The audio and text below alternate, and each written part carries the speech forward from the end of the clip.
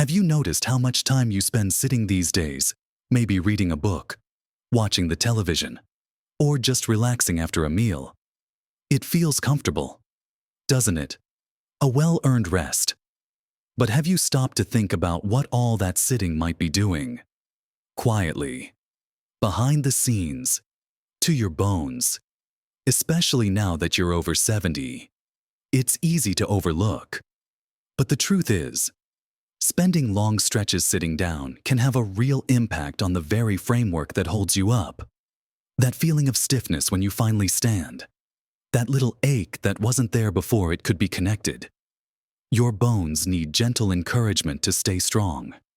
And too much sitting can actually lead to them becoming weaker over time. They don't get the signals they need to rebuild and stay dense. It's a painful reality, but it's one we can address. In this video, we're going to explore exactly what happens to your bones when you sit too much after 70 and more. Importantly, we'll share some simple, practical ways to help keep them strong and healthy. These aren't difficult changes. They're small adjustments that can make a big difference. Watch to the end for something that will surprise you about protecting your bones. So, let's talk about what's really going on inside when you're settled in your favorite chair for hours on end. Bones might seem solid and unchanging, but they're actually living tissue, constantly being broken down and rebuilt. Think of it like a construction site. Old material is removed, and new material is brought in. For this rebuilding process to happen effectively, your bones need stress. But the right kind of stress. Weight-bearing activities, like standing or walking, create tiny forces on your bones. And these forces signal to your body that the bones are needed and should be strengthened. When you're sitting, especially for long periods, those crucial signals are much weaker. It's like the construction crew gets a message saying, "Hold off on the new materials. We don't need the full structure right now." Over time, if the breakdown outpaces the rebuilding because of a lack of stimulus, your bones can lose density. This loss of density makes them more fragile and susceptible to breaks. It's often called osteoporosis or osteopenia, depending on the severity. It's a silent condition because you don't usually feel your bones getting weaker until a fall or sudden movement causes a fracture. And at our age, a fracture, especially of the hip or spine, can have a huge impact on our independence and quality of life. It's not about avoiding sitting entirely. Of course, rest is important, but it's about balancing that rest with movement. One of the most straightforward things you can do, a simple habit that makes a world of difference, is to simply get up and move around more often. It sounds almost too simple, doesn't it? But breaking up those long periods of sitting is incredibly effective. Imagine you've been reading for an hour. Instead of letting that hour stretch into 2 or 3, set a little timer, or just make a mental note to get up every 30 to 60 minutes. When you get up, you don't need to go for a run. Just stand up, stretch gently. Maybe walk to the kitchen for a glass of water, or walk a lap around the living room. Even 2 or 3 minutes of standing and gentle movement sends those positive signals to your bones and gets your blood flowing. Think of it as mini workouts for your skeleton. It helps counteract the off signal that prolonged sitting sends. This isn't about making drastic changes. It's about integrating small bursts of activity into your existing routine.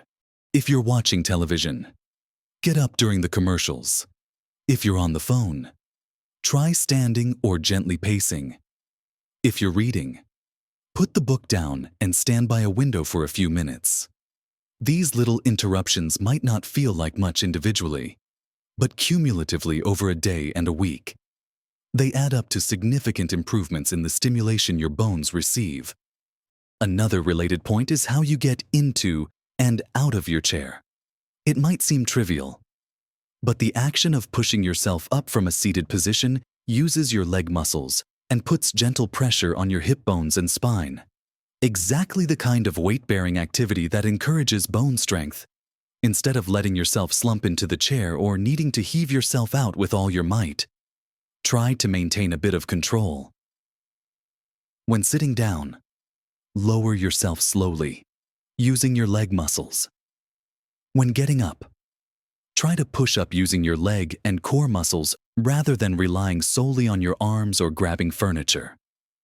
This controlled movement not only strengthens the muscles that support your bones, but also gives your bones a healthy load to bear.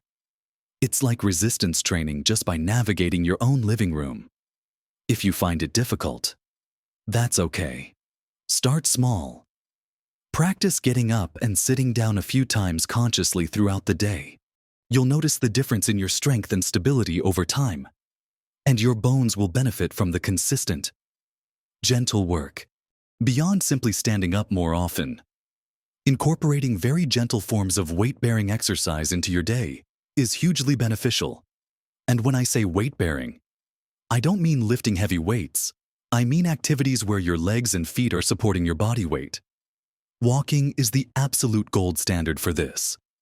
Even a short walk around the block or just spending more time on your feet around the house makes a difference. When you walk, the force of gravity acts on your bones, especially in your legs, hips, and spine, encouraging them to maintain density. It also strengthens the muscles around your bones, which helps improve balance and coordination, reducing the risk of falls that can lead to fractures. Don't feel pressured to walk for miles. Start with what feels comfortable. Maybe it's just walking to the letterbox and back, or taking a short stroll in the garden. The key is consistency. A little bit every day is far better than a long walk once a week. And remember, walking outside in natural light also helps your body produce vitamin D, which is absolutely essential for calcium absorption and bone health. So, you get a double benefit. If walking isn't easy, don't despair. There are other ways to get that weight-bearing benefit. Activities like gentle stair climbing if you have stairs and feel safe doing so, or even standing exercises like heel raises or simple squats using a chair for support can be effective. Heel raises involve standing and lifting yourself up onto the balls of your feet, then slowly lowering down. This puts gentle pressure on the bones in your ankles and feet, and helps strengthen calf muscles. Chair squats involve standing in front of a sturdy chair, slowly lowering your bottom towards the seat as if you were going to sit down, but stopping just before you touch it. Then pushing gently back up using your leg muscles. Holding onto the chair back or a counter can help with balance. Again, the focus isn't on pushing yourself to exhaustion, but on performing these movements mindfully and consistently. These simple actions, woven into your day, provide the mechanical load that your bones need to stay strong and healthy.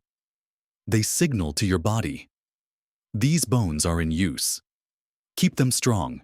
And that signal is incredibly powerful, especially as we get older and the natural tendency is for bone density to decrease. Breaking up sitting time and adding these gentle weight-bearing movements are fundamental steps in counteracting the effects of prolonged inactivity on your skeletal system. It's about making movement a natural part of your day, not a separate, daunting task. Now, let's look at something else that plays a quiet but vital role in bone health, often overlooked when we think about sitting and movement posture.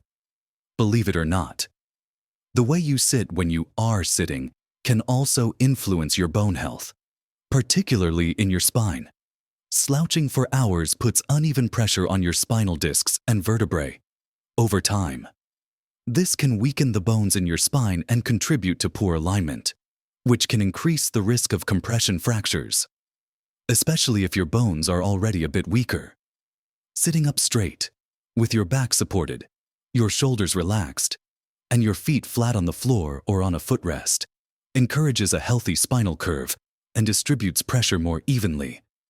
It might feel a bit unnatural at first if you're used to slouching, but practicing good posture trains the muscles that support your spine and helps keep those spinal bones aligned and healthier.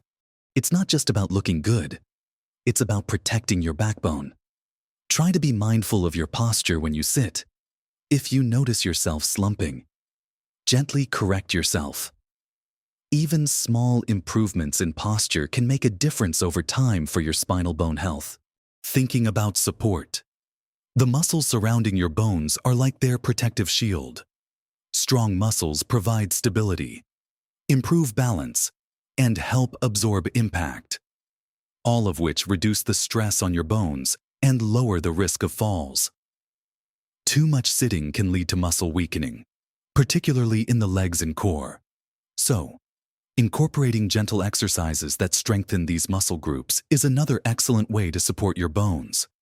Simple strength exercises don't require a gym or special equipment.